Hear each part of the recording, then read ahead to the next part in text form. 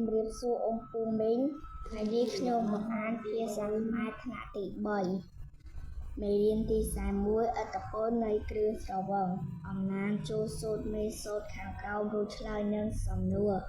មេសូត្របទការគីតិឯនាងប្រមឹកប្រមូលកូនថឹងធ្វើភឿននឹងក្មេងសំដីច្រើនតឹង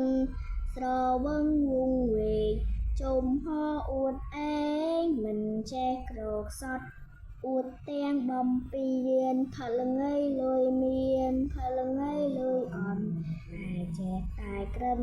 ចិនតែកំណត់ផឹកដល់កំណត់យកស្រែបញ្ចាំសខ្នងមួយពីរវាយកោស្ងោស៊ី